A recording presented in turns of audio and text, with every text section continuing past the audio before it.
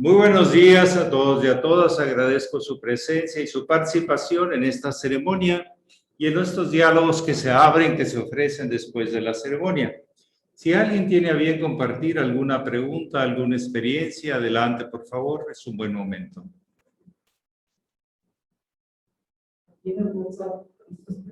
Había unas preguntas en el WhatsApp. Adelante, por favor. La primera es de la hermana Yesenia Chávez. Dice, ¿qué es el sacrificio? ¿Nos podría compartir? Gracias. Sí. Vamos a decir, la palabra se origina en aquello del oficio de lo sacro, pero para ello hay que entregar las condiciones del ego hacia la conciencia universal. Con el tiempo, la palabra sacrificio era un mártir, alguien que se abandonaba sin sentido, alguien que perdía la identidad, alguien que se sacrificaba por los demás como un soldado, alguien que etcétera, etcétera. Ese es el término general en que entendemos ahora la palabra sacrificio, pero su origen habla de esa unión de Jivatma y Paramatma, esa unión entre el alma individual y el alma universal, entre lo que me regula y lo que regula el universo, la inteligencia, la conciencia universal, el sacrificio, o si no, dígame, ese es el origen de la palabra, pero luego fue tomando el sentido de abandono, de martirio, de expiación de pecados, etcétera, etcétera. Hay que hacer sacrificios. Ay, qué difícil es hacer sacrificios. No es que sea difícil o fácil. Ya en el sentido original, en el sentido profundo, es el oficio de lo sacro. Es integrarse a la unidad liberándose de las condiciones particulares. Mi cultura, mi manera de pensar, mis sentimientos, mi. Para dar el paso hay que sacrificarse. Pero no en el sentido de martirio o de expiación, sino en el sentido de integrarse a aquello que siempre he sido y seré. Es un reconocimiento, es una afirmación profunda. No tienes que negar nada, solo afirmar. El ser es un sí, es una afirmación, no es una negación. Generalmente el ego sí niega todo lo que no sea de su conveniencia o de su interés. Pero el ser no niega, afirma aquello que tiene sentido. El discípulo se debe afirmar en su maestro y por lo tanto tiene que liberarse de sus condicionamientos personales. Esa es la enseñanza que yo recibí, la enseñanza que intento seguir hasta donde la he entendido. Es que usted me decía el otro día una persona, ya de cierto grado, me decía, es que usted parece que está promulgando la verdad. Pues la verdad es lo que es. Yo no tengo nada que decir acerca de la verdad. Lo que sí tengo que decir que en la realidad hay rumbos que construyen y rumbos que destruyen. Rumbos que sanan y rumbos que enferman. Rumbos que deterioran y rumbos que hacen crecer. Eso y por lo tanto yo debo escoger cuál. No puedo escoger todos, ni revolver todos, porque no se puede revolver cuando vas subiendo a la montaña y la vas bajando. Uno es para abajo y otro es para arriba. En la realidad. Sobre la verdad y el camino hacia la verdad, el tiempo es el que dice. Pero no son ideas, no son raciocinios, no son discusiones.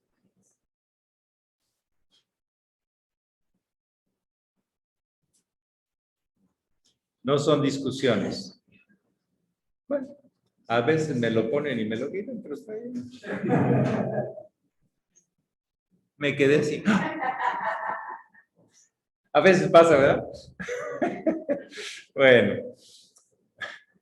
¿Algo más? Entonces el sacrificio, el oficio de lo sacro. Esto lo remarcaba mucho el venerable Marcelli, José Marcelli, que en realidad habíamos deformado el sentido original de la palabra sacrificio y del acto del sacrificio. ¿Dónde se hace el sacrificio, el oficio de lo sacro? Sobre el altar, sobre el ara, sobre las ofrendas, sobre el reconocimiento a lo que tú nos has dado. Trasciende las condiciones egoicas.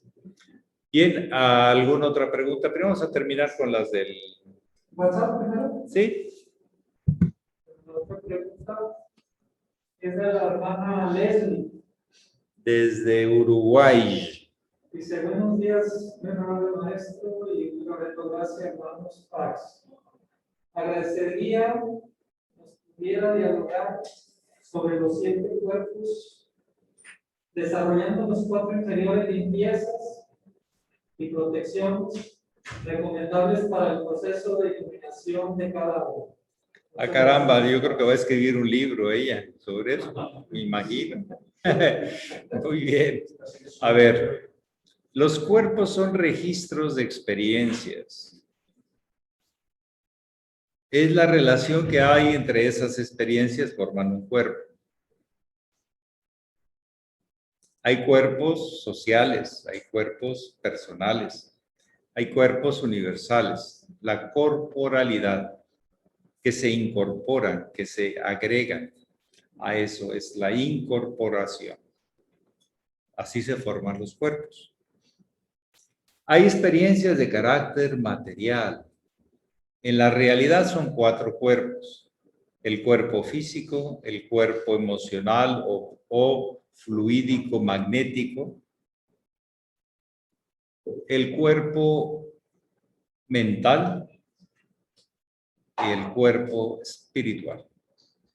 Y el cuarto cuerpo empieza a tener relación con los otros 3 cuerpos, que no son fáciles de desarrollar porque no tenemos las experiencias al respecto. Todavía el espiritual habla de la unión, espera la unión, busca la unión. Más allá ya es la unión. ¿Cómo explicar esto? El quinto cuerpo es la unidad en sí, por sí, para sí. El sexto cuerpo son todas las formas sin límites de formas. Todas las posibilidades, es muy difícil describirlo. El séptimo menos, es una realización. ¿De qué? De unidad, entonces ya no hay raciocinio, ya no hay explicaciones. Pero sí cada cuerpo. Puede haber también relaciones con los sellos de la tribu de Judá, los primeros 4 cuerpos. El primero es el conjunto de conjuntos, que dentro de la materia hay energía, que dentro de la energía hay mente, que dentro de la mente hay partículas de espíritu, etc. El conjunto de conjuntos. Luego el segundo aspecto para comprender el alma o lo que forma el cuerpo, porque el alma es el que forma el cuerpo y no el cuerpo al alma, es que el alma es almacén de experiencias.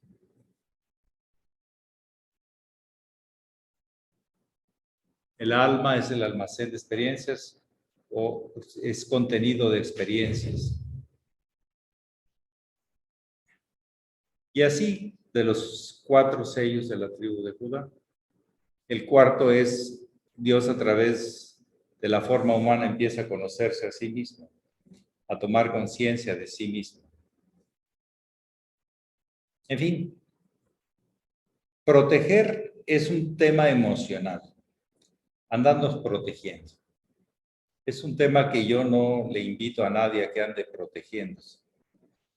Mejor desarrolle y capacidad inmunológica recordando a fondo sus mismas experiencias.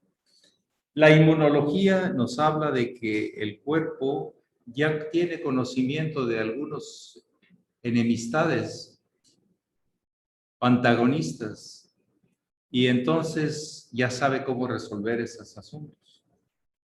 O sea, obtiene información de sus propios recursos, el sistema inmunológico. Lo que no podemos recurrir a nuestros propios recursos, pero al estarme protegiendo, estoy hablando con claridad que tengo miedo. Y si tengo miedo, pues es el mejor imán para las calamidades. Por eso yo no les recomiendo que anden protegiéndose.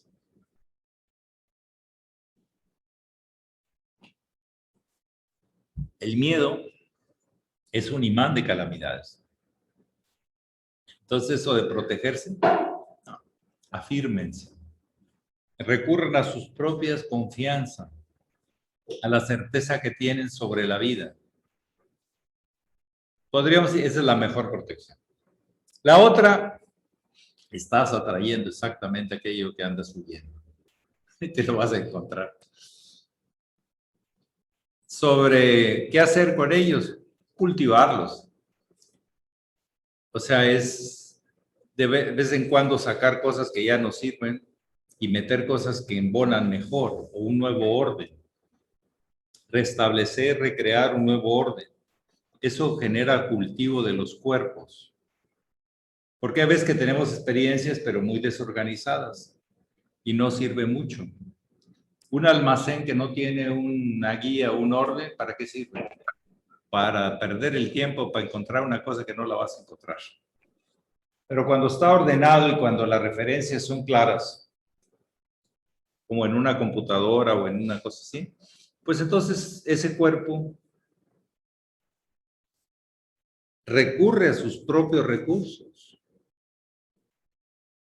y genera un estado más claro de estabilidad y de autoprotección, y no por el miedo, por favor.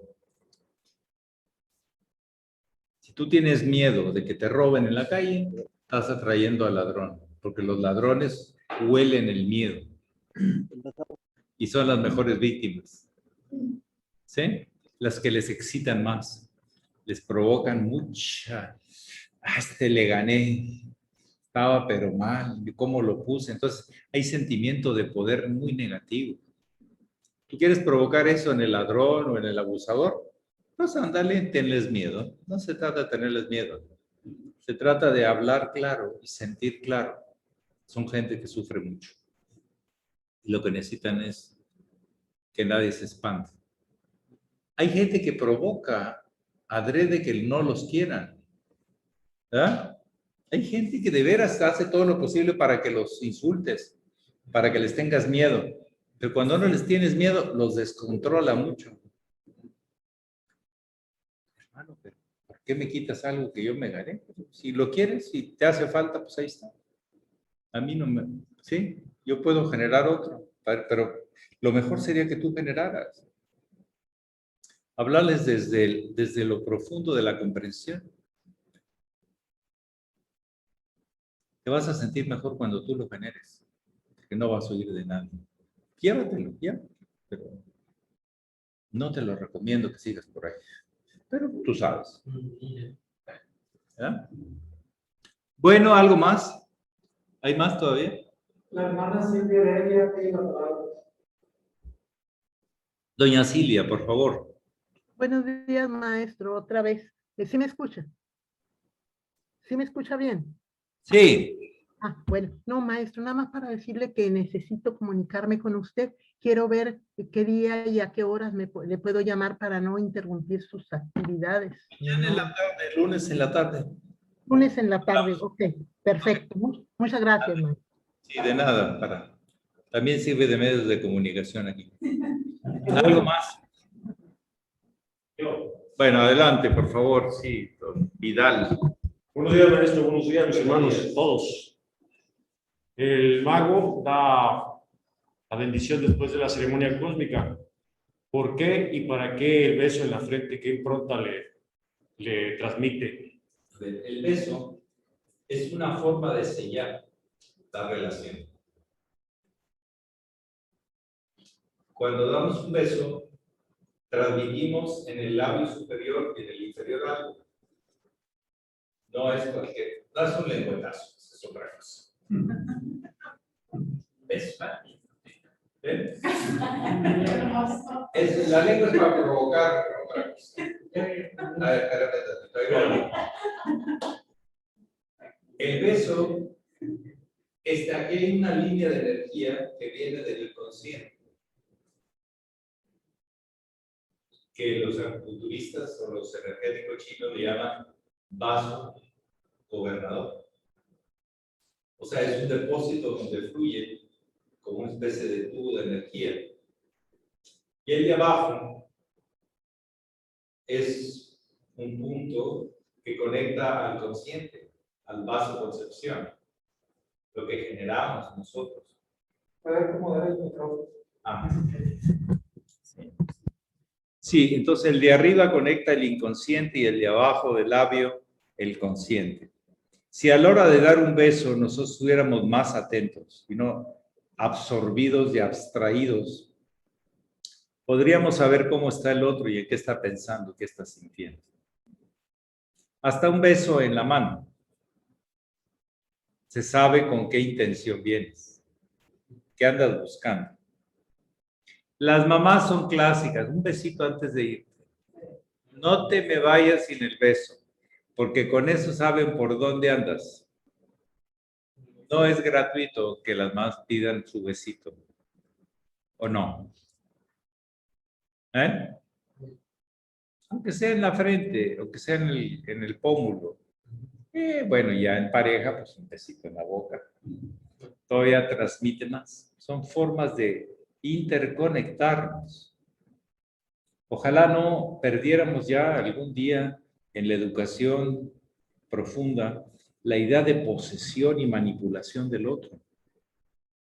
Porque en una relación lo que estamos es para compartirnos sentimientos, sensaciones, todo. Con las manos, con la boca, con los ojos, con los oídos, con todo. No estamos para ver si la conquisto o no la conquisto y pasa a ser mía, sino estamos para crecer juntos. Estamos para sentirnos, acompañarnos y confiarnos. Porque el abuso genera desconfianza. El buen uso y el compartir genera confianza. Entonces el beso en la frente es un beso muy especial, porque prácticamente nada más te lo dan los padres, o desde una actitud protectora. ¿Sí? ¿A poco entre amantes se dan besos en la frente? No. La boca para abajo. ¿Sí? ¿Ok? Entonces el beso en la frente tiene un sentido de una conexión al padre. O inclusive las mamás, cuando sus hijos están acostaditos, ¿dónde les dan el beso? En la frente. Como un sentido de protección, un sentido de relación superior, a alguien que te cuida, a alguien que está aquí presente por ti. ¿Sí? Entonces es una forma de sellar, es abrirme, porque yo dando un beso ya van a saber quién soy. Si la otra persona está despierta, está dormida, no se da ni cuenta. Son formas de diagnosticar y de recrear, de ajustar, de buscar.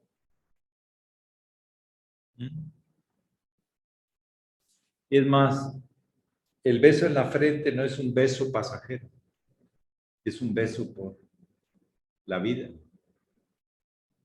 ¿O no?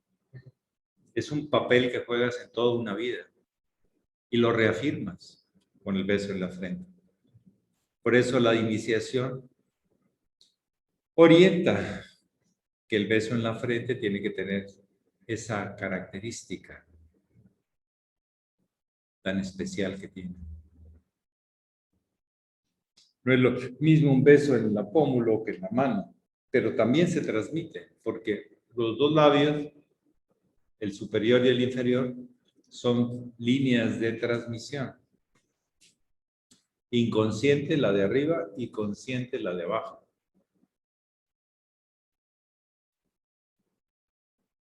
Y luego que si los labios están muy pronunciados y que si no, y que si chupados y que si abiertos, ese es ya un estudio diferente.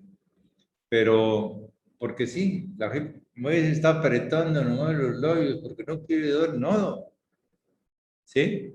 ¿Verdad? La gente que tiene los labios así para adentro es que le cuesta compartir, le cuesta que lo descubran o descubrir. ¿Sí? En cambio, exagerados, pues es, yo te doy todo lo que tú necesitas. ¿Verdad? Ya es una exageración. Pero bueno, vamos pasando por diferentes experiencias, todos los seres humanos. Y bueno, yo me aprendí una canción hace ya años, la española Cuando besa. Es que besa de verdad, que a besar no le interesa, besar con frivolidad. Porque hay besos llenos de frivolidad, esos de moi sociales. Ay, qué cosa tan espantosa, no tiene nada. ¿Sí? Esos de, ay, moi. No lleva nada de contenido, no. No lleva relación, no lleva percepción. Hay toda una manera de descubrir la vida. Y disculpen, pero los labios son muy importantes. Los labios transmiten directo el inconsciente y el consciente. Y podemos saber si andas muy abajito o arribita, o en medio. ¿Sí? Hay besos de amor, hay besos de pasión, hay besos espirituales. Bendiciones espirituales que se dan acá arriba, aquí y acá. Y aquí. O sea, el quinto, sexto y séptimo chakra. Pero si los tienes despiertos, si los tienes dormidos, ni captas ni edad ni nada. No lo hagamos tan sencillo. Y yo voy a hacer una orientación porque ya en el póster de aquí vi despertamos chakras o algo así. No, aquí en la jefe no andamos con eso. Yo te sano los chakras y te muevo los chakras y te los alboroto los chakras. No, no. Esos que se despiertan naturalmente. Les tenemos mucho respeto. Comprendemos que es una sabiduría muy elevada. No ambicionamos, nos ponemos a trabajar. Es muy diferente. Es la orientación del mal mayor. Pónganse a trabajar y no ambicionen ahí con despertar chakra ni cosa. Ni anden alborotando a la gente para sacarles dinero con eso. Que sí hay gente que lo hace. Eso es una, sí, que en orientación o recomendación. ¿Algo más?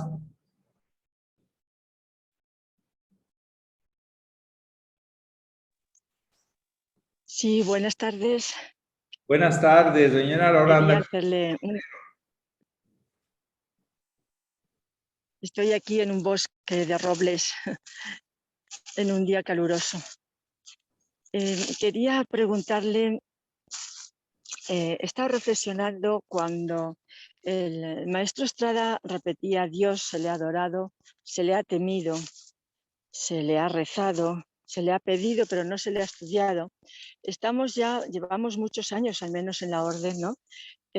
Estudiando, conociendo las leyes universales y tratando de estudiar a Dios, ¿no? Pero yo vuelvo para atrás y recuerdo a través del proceso de mi vida haber relacionado con Dios de esa otra manera, ¿no? El temor, de pedir, pero lo de adorar no lo tengo claro. No sé qué es adorar ni soy consciente de haber adorado. Entonces quería preguntarle sobre la adoración y sobre si en el ceremonial también se incluye la adoración. Gracias. A ver, voy a tratar de expresar lo que para mí o he aprendido que significa adorar.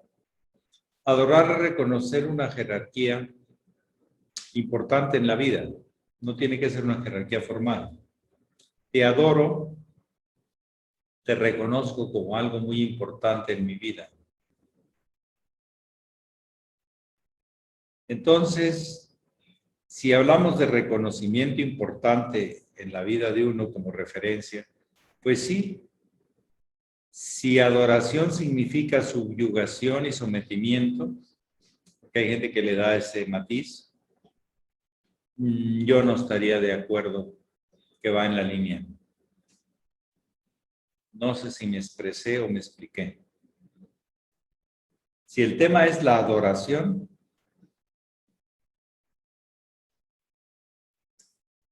es adorable, hay una expresión. ¿Qué significa? Que es una gente que da mucho y que es bueno recibir de esa gente porque es muy generoso, es adorable. Pero hay gente que luego lo transmite eso, adoro tus formas, adoro tus modales, adoro. Es como, pero es adorar significa como una entrega a recibir incondicionalmente prácticamente de esa persona o de esa situación. Pero sería difícil decir dónde está la línea donde la adoración se convierte en sometimiento y en dependencia, y cuando la adoración significa reconocimiento e integración con aquello superior, con aquello tan generoso y tan bello, tan adorable. ¿Sí? ¿Dónde está la línea? Ay, caray, no lo sé, porque las actitudes se pasan o se disfrazan a veces fácilmente de un lado al otro, se disfrazan una cosa por otra. Adorado quiere decir estar, en el caso que hablaba el hermano mayor, yo lo entendía como se le ha adorado, se le ha esperado que él resuelva todo. ¿Sí? Es como una alabanza de algo superior que está sobre mí, pues que me resuelva mis problemas. Porque hay gente que va y pide a las iglesias, pero para que le resuelva sus problemas, no que le enseñe a resolverlos, sino que espera la solución ya hecha. Ese es otro tipo de adoración. Hay gente que entiende la adoración como plegarse al piso, ¿sí? Y decir, buena, tú eres lo máximo, tú eres esto, tú eres lo otro. Eso para mí ya pasaría a la parte, pues, tóxica, ¿sí? Tú tienes que adorar al rey, ni verlo, pégate al piso. Ya cae en los términos de sometimiento, subyugación, da un matiz que no es sano. Pero el reconocer que algo es adorable, hermoso, bello, generoso, muy agradable, pues es adorable. Pero vuelvo a decir que eso puede caer en la exageración de la dependencia y del abandono, ¿sí? Y lo cual yo no estaría de acuerdo. Pero no soy el juez para juzgar cada situación. Cada quien tiene que analizar el sentido, el propósito, la intención que hay cuando se toman actitudes. Uno los tiene que valorar y hasta dónde sí y hasta dónde se convierte en otra cosa. Estas definiciones que me piden a veces no son fáciles de dar. Casi siempre les pongo los extremos para que cada quien ubique si se está cargando más hacia un lado o se está cargando más hacia el otro. Pero eso la gente lo tiene que aprender a valorar y a distinguir. ¿Sí? Por ejemplo, se dice aquí en México en forma jocosa, sí, me adoras, pero en el sartén y bien frito, ahí me adoras, sí me adoro, me pongo cafecito. ¿Sí? Toda actitud puede convertirse en otra cosa, o puede ser mejor, puede empeorarse o deteriorar. Tenemos que ser capaces de evaluar y distinguir, si no, vamos perdiendo muchos aspectos de la vida. Las definiciones son referencias, pero no acaban de definir, no pueden definir. La condición humana, ahí uno tiene que entrar a la evaluación, bueno, ¿hacia dónde te quieres? ¿Qué es lo que me estás pidiendo? ¿Sí? Qué hermoso que un hombre o una mujer a un hombre, se adoren, se reverencien, se agradezcan, más allá de los cuerpos, con los cuerpos, sino todos los contenidos internos que hay detrás de un cuerpo físico. Esa es una adoración hermosa, ¿sí? Es una valoración de algo importante o muy importante en mi vida, en la vida.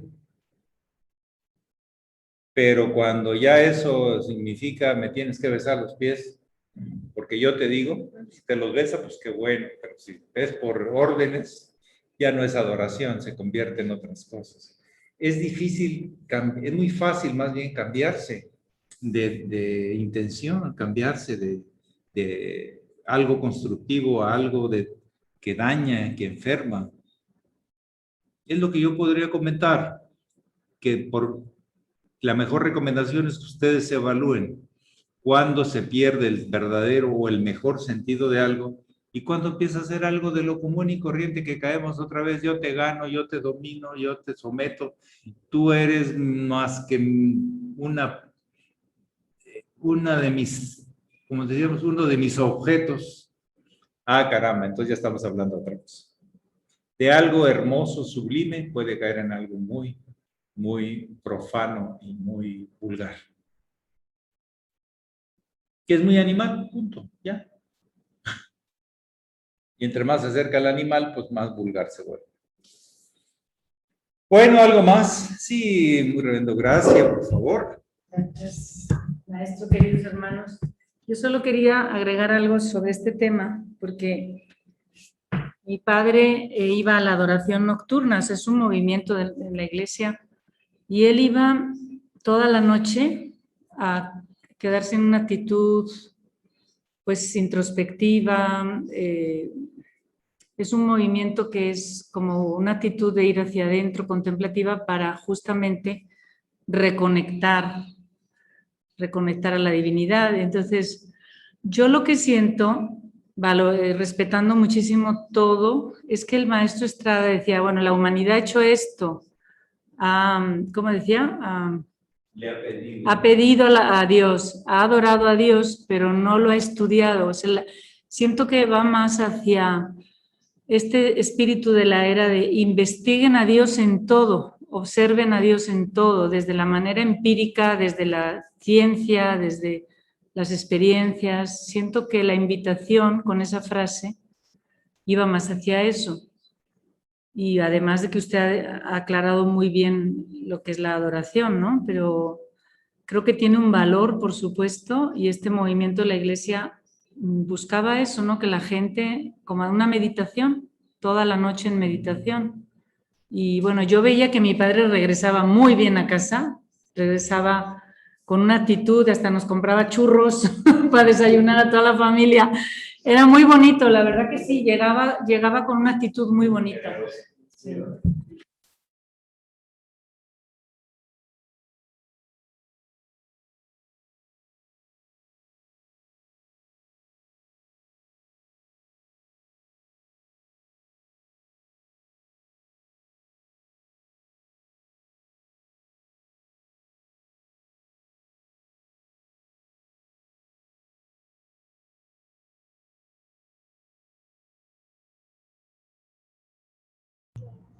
No se escucha. Muchas gracias. Gracias. Muchas gracias, maestro.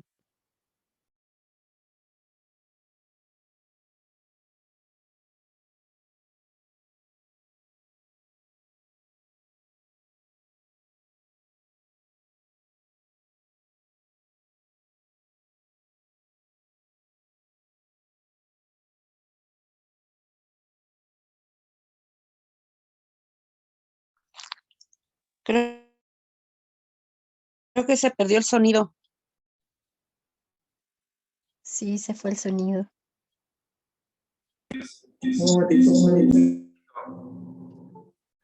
Wait a minute. Mejor lo pongo de este lado.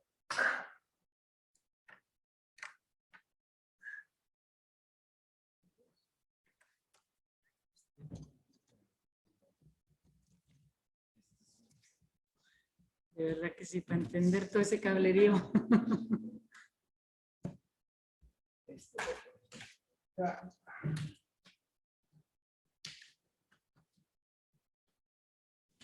Ahora se escucha. Sí, pero menos porque... Ahora se escucha, no sé de dónde es.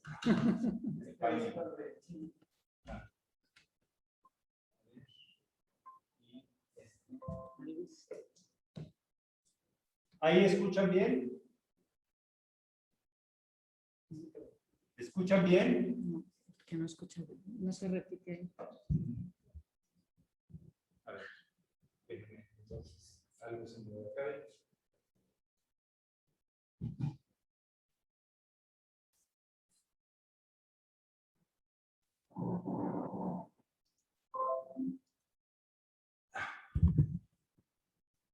¿Ahí escuchan bien o no? ¿Sí? Ya, perfecto. Sí, maestro. Ok. Adelante. Gracias. Bueno, es que les comentaba que hoy salió en la Biblia aquí un pasaje, aquí en Monterrey, un pasaje muy hermoso, muy conmovedor, sobre todo a mí me invitó a reflexionar. Nada, otra vez se perdió. Me voy a salir porque a lo mejor está... El internet. Sí, a lo mejor es del internet. ¿No? Pero todo el rato funcionó, ¿no? Hola, Sí, pero bajan y suben. ¿se escucha? Ahí Se entrecorta, se entrecorta. Pues eso significa que se no tengo... entrecorta, sí, pero ya se escucha. A ver, otra vez. Hola, voy a hablar despacio como la ballena de Nemo. ¿Se escucha o no? Ahí. Hola, hola, hola. Significa que me calle, ya me voy. A ver, ¿me escuchan o no? No, parece que no. ¿No? Sí, se escucha. Yogi. Sí, sí, se escucha ya. Bueno, les comentaba, es la última, aquí ya, que hoy salió aquí un pasaje muy hermoso, muy conmovedor, de cuando están juzgando al Cristo, que yo me impactó y me recordó que cuando no aprendemos algo en la historia de la humanidad, pues lo repetimos hasta que ya, ¿no? Que es cuando por creencias, porque Jesús, ni siquiera lo dijo él, pero dijo, tú lo dices, ¿no? Que es hijo de Dios, pues la ley de esa época, de ese contexto, pues dicen que lo tienen que matar. Entonces, bueno, me impactó, me resonó a cómo hemos hecho barbaridades con nuestras creencias y cómo, maestro, pudiera usted hablar un poquito de este pasaje que salió hoy o no sé si lo pudiera leer o ver sobre este tema. Yo estoy a fondo de mi vida revisando las creencias porque es un tema que me está impactando en esta etapa de mi vida, ¿no? Cómo estamos llenos, aunque creamos que somos ya acuarianos, ya no tenemos creencias, pues tenemos un chorro. Pero algunas son creencias que son como luz que impulsan, o sea, y otras son cosas que verdaderamente bueno, yo quisiera más bien que usted hablara de este tema, más que yo. A ver, había dos fuerzas, dos papeles que se estaban jugando. Los más molestos eran los religiosos, los de la doctrina hebraica, el Sanedrín. Y el otro papel estaba en el César, el Imperio Romano, que había dominado esas tierras y sometido a su gente a impuestos que le debía dar ese pueblo y otros más, porque el Imperio Romano llegó a ser muy extendido. Pero era muy claro. El centurión era como el general del ejército, que tenía 100 soldados. Con toda la baruca y de la relación que tenía el clero, que era judío, y los romanos, por eso hasta los nombres. Herodes es judío, y Poncio Pilato, era muy romano, era el gobernador romano, por decir así, de esa zona. Entonces querían confabularse, ya había determinado los ancianos del Sanedrín, los sabios del Sanedrín, los etcétera, que Jesús había, el maestro Jesús había pasado de la raya, se había declarado hijo de Dios. Pues es que todos somos hijos de Dios. Yo no sé dónde está el pecado. Pero las envidias de los hermanitos pues saltaron a la palestra, al lugar donde se pronuncian las cosas. Que hacía milagros, le decían que las hacía el diablo, pero dejaba sana a la gente. ¿Sí? Que decía que el César y lo que es de Dios. Él no confundía. Eso todo lo que le lanzaban se lo respondía con mucha claridad. Eso los traía muy enojados, sobre todo al clero, al Sanedrín, al consejo de los que gobernaban la parte religiosa y pedían impuestos y todo eso. Se les iba a ir el poder si Jesús les ganaba la partida. Era un juego de poder del pueblo. ¿A quién confiar? ¿A Jesús o al Sanedrín? Y entonces van con Pilato, que Pilato ya había tenido, Poncio Pilato, algunos vínculos de su esposa con gente que había visto que lo curaba.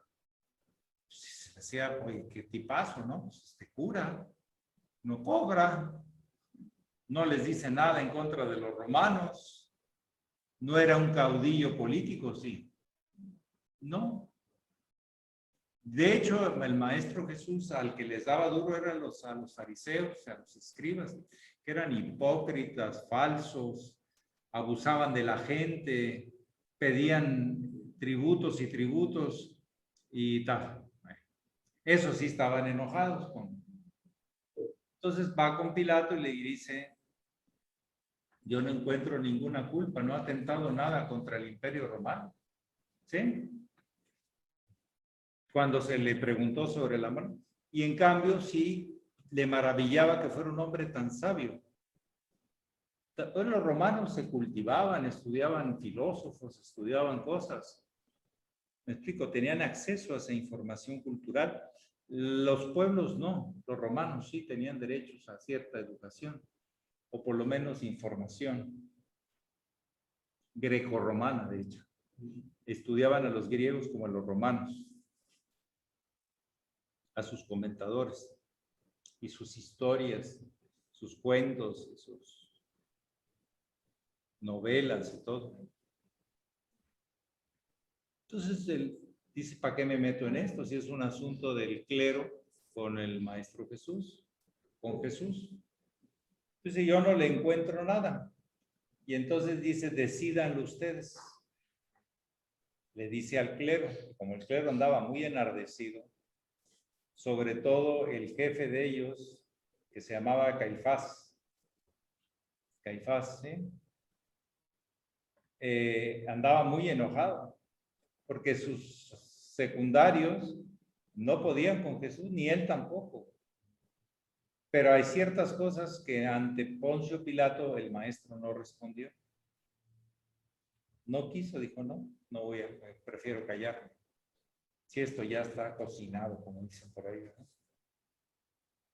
Y entonces habían metido entre el pueblo,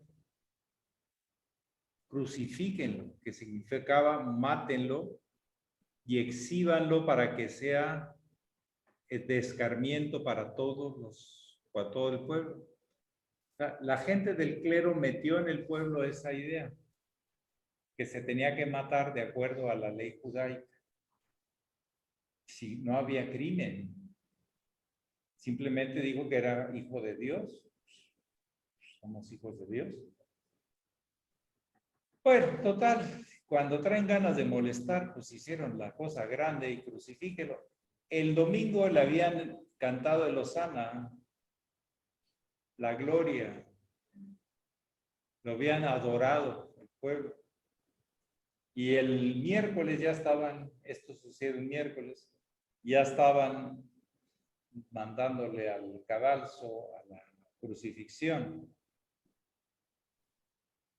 influenciado por los políticos que infiltraban una información de que Jesús era muy malo y que iba en contra de la religión y que iba en contra de Moisés y que iba en contra de la ley y que curaba en sábado y que no sé cuánta cosa. Si él lo único que hizo fue servir a la gente y orientarla y prevenirlos, eso sí, de los falsos fariseos y los hipócritas de los escribas, que conociendo la ley hacían todo lo contrario, los denunciaban. Yo recuerdo que con los romanos no se metió, ¿sí? Son romanos, son invasores y bueno, tienen dominado y yo no me meto con eso.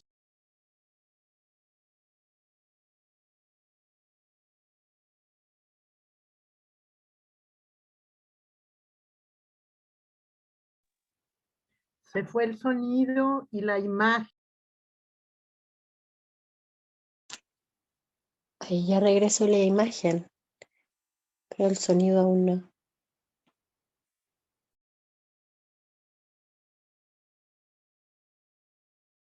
No. ¿Y escuchan? Sí. ¿Escuchan? Ya. Bueno, se fue el internet. Ya Se cayó. escuchamos, ya escuché bien hasta Nesa. Bueno, entonces al final, crucifíquenlo, en realidad lo dijo el pueblo influenciado por los que traían ganas contra Jesús, que eran los famosos ancianos. O sea, los viejos sabios o los viejos conocedores, porque hacían lo contrario de lo que marcaba el espíritu de la ley. Pero se agarraban de lo que les interesaba para quitarse a cualquier influencia que no fuera a ellos, ¿no? Claro que ese Sanedrín solo regulaba a los judíos. Jesús era un judío. Y de ahí nace la idea de que lo mandan crucificar, lo custodian los soldados, porque el Sanedrín no tenía soldados. Pero le había dicho, lo que ustedes decidan, yo lo apoyo para juego político de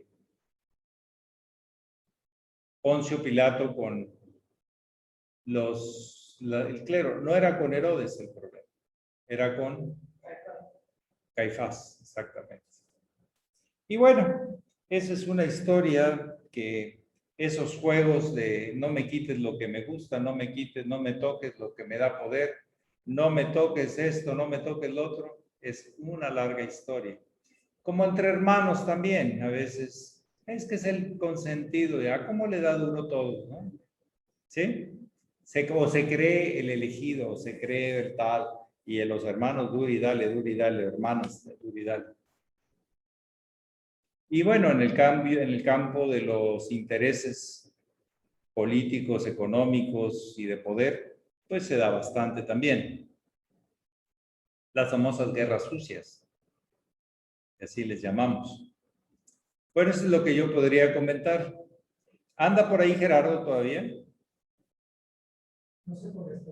No, porque creo que se perdió la grabación. Bueno, ya lo veremos al ratito. Muchísimas gracias, Pax. Que pasen muy buen día. Le llaman domingo, pero es un día especial, diferente a todos. Ojalá lo disfruten. Hasta luego, buenos días. Gracias. Yo domingo. Gracias. Abrazos a todos. Abrazos a